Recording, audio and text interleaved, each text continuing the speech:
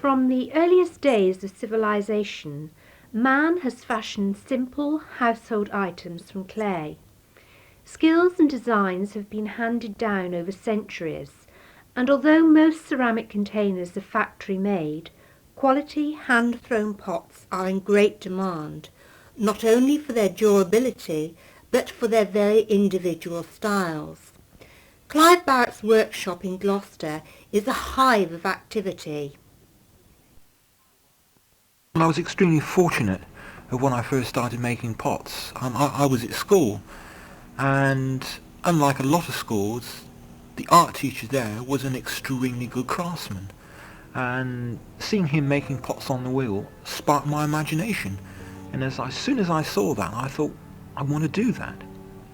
And from there on, I got hooked on making pots.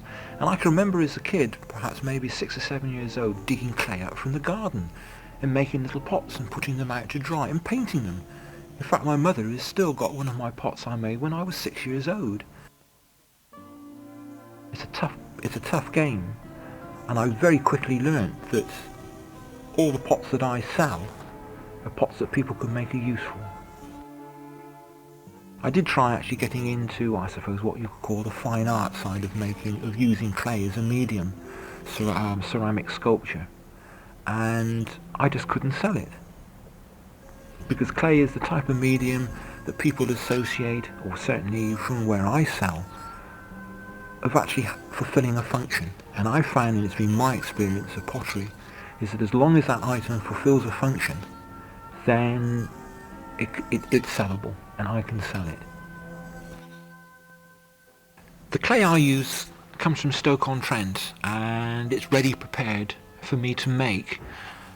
There was a time in my pottery making career that I used to go around, I used to dig up clay and clean it and sieve it and prepare it, but that actually took me, for one day's pottery production, I was probably spending 5 or 6 days of actually preparing the clay, and it was extremely time consuming, so I really just gave that up as a bad job. One of the things I actually like about making pots on the wheel and using clay, the clay responds to the slightest touch, and it's a very responsive material. And actually making pots on the wheel, for me, is extremely creative.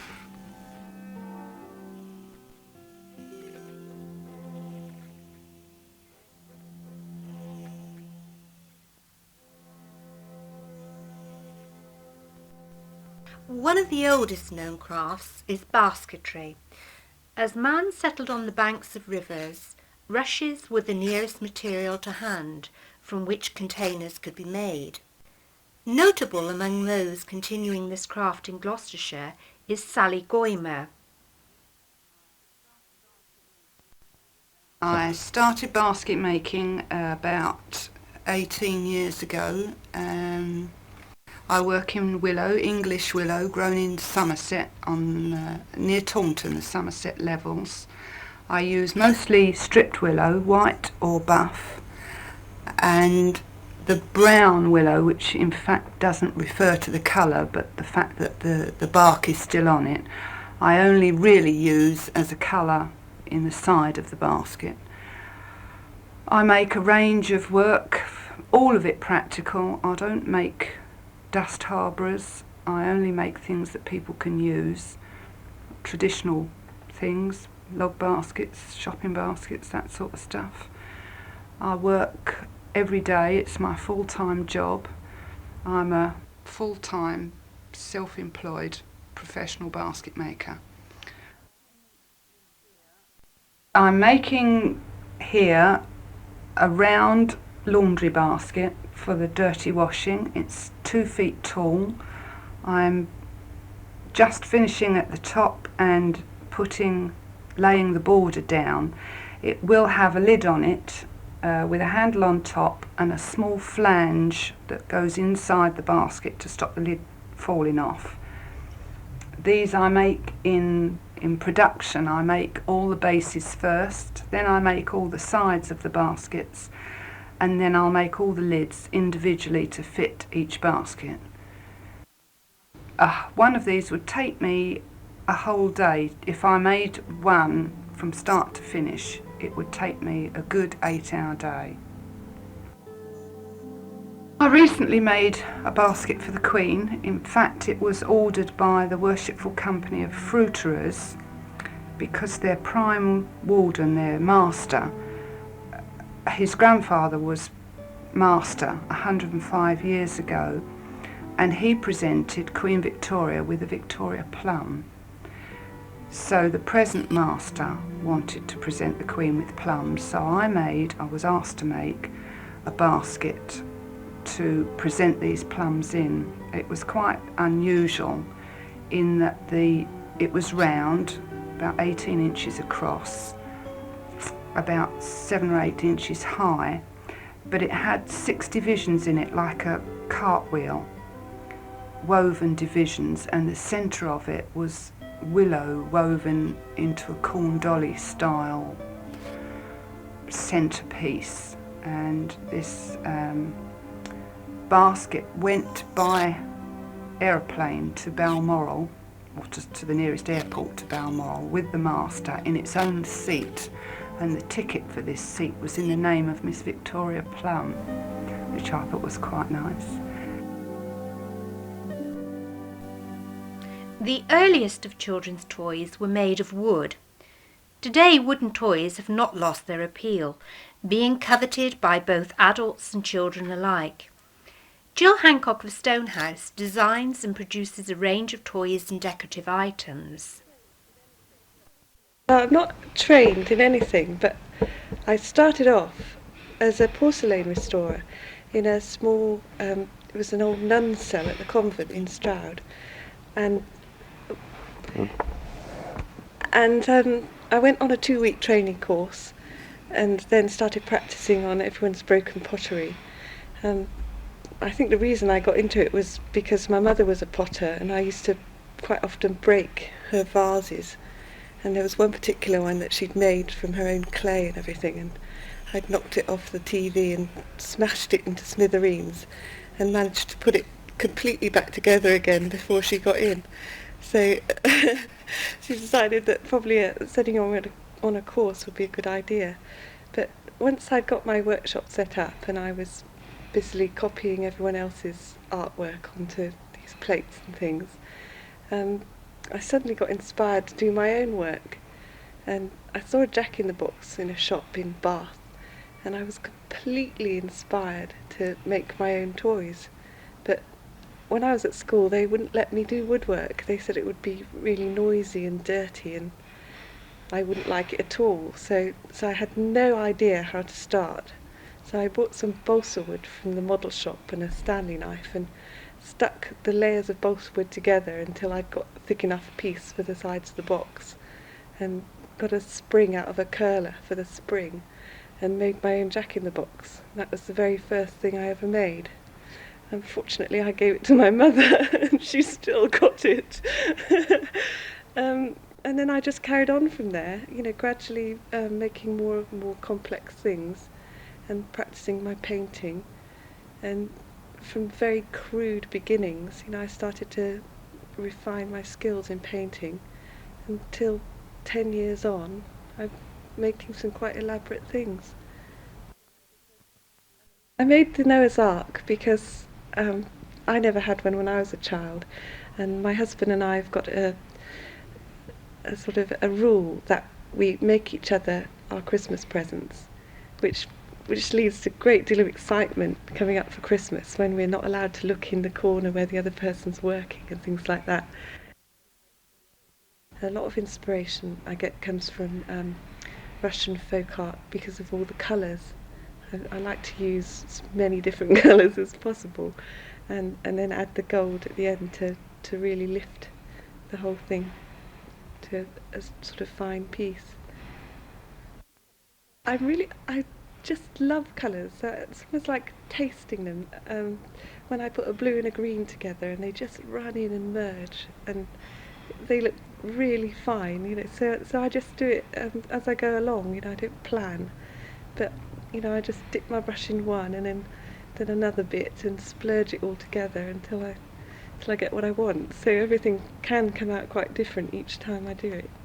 But that keeps it nice and fresh, really. I get into trouble with my Punch and Judys because they're not politically correct anymore. And I always have to respond that actually Judy is hitting Punch back, so it makes it slightly better. But the most durable and distinguished of timbers is English oak, and it was on a table of oak that Milton wrote of England. Colin Clark produces a range of oak furniture to the highest of standards. I've always been interested in making things. And I can remember when I was about 8 years old asking for a carpenter set for Christmas. I was lucky enough to get one. And it contained real tools, not plastic tools. It had a little miniature chisel that you could gouge wood out with, a little saw that I could actually cut timber with, and a little drill that I could bore out holes in timber. So that set me on the scene to start making little things in my own young childhood way. And when I eventually moved up to what we used to call the big school in those days, the secondary modern school, I was very much encouraged by my woodwork teacher to start making things and develop my skills that way.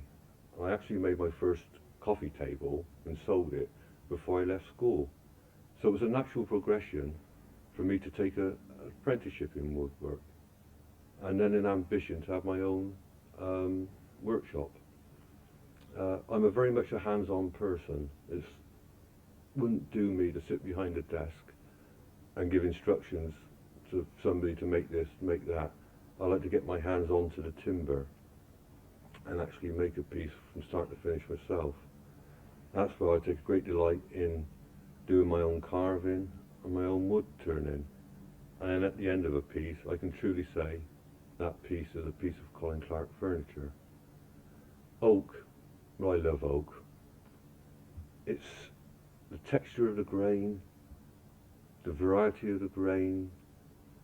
To see a beautiful piece of figuring in quarter sawn oak, it's like a picture. As the light comes on it from different angles, you can see different pieces, different moods in the timber. The oak I use is all English oak, simply because I love English oak. There is an American oak, there's Japanese oak, there's French oak, what they call European oak. Nearly every European country has its own oak. But I like the English oak for the grain and for the figuring in it. I try to use traditional finishes as much as possible. Where I can, I would use a water stain to stain the timber down. First, dampen the timber. After sanding, I would damp the timber down to raise the grain a couple of times, and then sand it back to get a nice finish on it, and then damp it down again and sand it back again. And then what we call a Van Dyke crystal would be dissolved in water and then rubbed into the grain well, and then allowed to dry thoroughly. And then I would perhaps apply a few coats of tung oil onto the timber, which would feed the timber and sink right into the timber. And then when that's dry, I'd wax it so that the customer can go on waxing it to get the nice finish of age that age produces. I'm pleased to say that I find customers coming back year after year to order new pieces. I may not see a customer perhaps for 2, 3, 4 years, but eventually I do get customers coming back and saying, we'll have another piece now to go with a piece you made us earlier.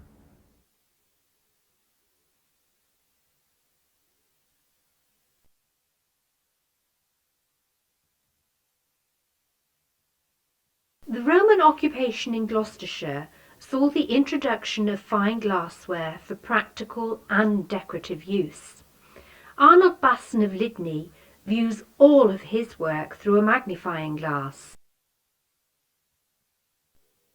Most of the engraving I do is what they call flexible drive, and is done by using a rotary bit. It's actually the tips are dental burrs, and these go from fine diamond, industrial diamond obviously, tips, to small actual carborundum grinding stones. It's what they use for making the false teeth with and all this sort of thing, you know. People come up asking me, can I do a house, a church, and things like that on a bowl. One bowl that I did, it was for a lady's 90th birthday, and it had the 5 houses on where she'd lived, from one up in Scotland, a cottage where you could see Elsa Craig, to the retirement home they moved to now. A lot of the lettering I have to do in reverse or backwards, because it's to be read. If you take the shape of a bowl and you get a few lines of script going round the bowl, then to read it all, if you wrote it in the normal left to right, you'd have to pick the bowl up to read it. So what I do a lot of it backwards, i.e. from right to left, so that you look into the top of the bowl and you can read all the script without having to pick the bowl up and turn it all around and handle it.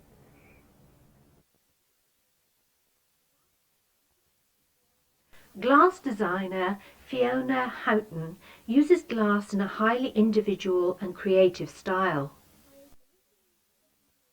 I originally got into glass purely by accident. I got onto a course at Leicester Polytechnic to do a degree in ceramics, and halfway through the first year we had an induction week to glass, and I discovered that I really enjoyed it and actually felt that I was able to work with the material better than I was ceramics. So I then dropped the ceramic side of things completely and spent the next couple of years specialising in glassware. So it was purely sort of accident that I first got into it.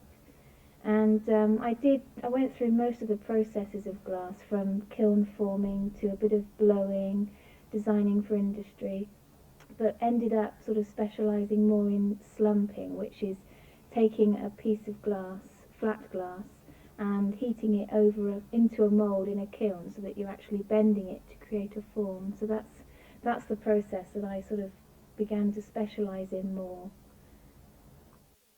Most people, when they make a form, will tend to put decoration on the inside and leave the underside plain. And I felt, because of the nature of glass, the fact that you can see through it, it would be good to kind of exploit that and put a decoration on the glass on both sides, so that when you hold it to the light, you've got things happening on both sides of the glass which are kind of intermingling with each other. And so far I haven't seen anybody else produce this, which is good, but I'm always keeping an eye open in case some new student comes out of college producing the same work. I use Fablon because originally I was using masking tape, but if you're sandblasting masking tape, obviously once there's a lot of pressure going on that, it begins to break up. And I wanted my design to be really crisp. So you can also use a glue medium which you paint onto the surface of the glass, and quite thickly, and then you can sandblast, and that glue will act as a relief. But again, because often my designs are quite intricate, I wouldn't have been able to have got the same sort of clarity by using a sort of brushed on glue. So I found in the end that Fablon was the best. Originally my designs were more abstract and taken largely from nature, but that covers a very wide topic. I mean, it can be the way that a bark on a tree has all the lines and the sort of age signs, and so originally the abstract design came from just looking at things like that. And I'd go out with my camera and take snapshots of nature and the way that trees cross over, and then from that produce a flat design that went onto the glass work. So that was where my original ideas came from. I use glass lustres as for the colour that goes onto the glass, Mainly, I had experimented using enamels, which is another form of colouring, but the colours were very strong, very bright, and quite primary colours. And what attracted me to Lustres in the first place was the fact that you can get these very subtle shades, and you can blend them all together, and you get a lot of depth happening because of that. They go on as liquid colour, which when it's fired onto the glass, it fuses onto the surface and actually changes colour during that process. So maybe the colour pink goes on as a green liquid and it comes out a pink after it's firing. Now, I've recently moved into my own studio, and I'm now concentrating on building up the business so that I can acquire more and more equipment and hopefully make a really good income from it.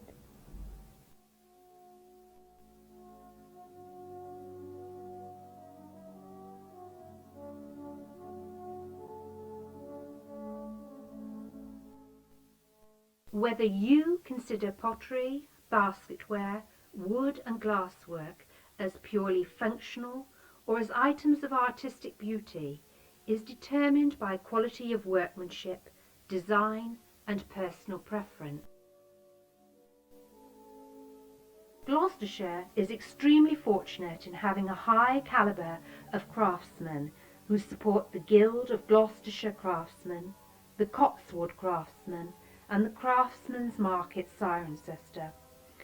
Each offers unique examples and opportunities to purchase the very best of handmade work.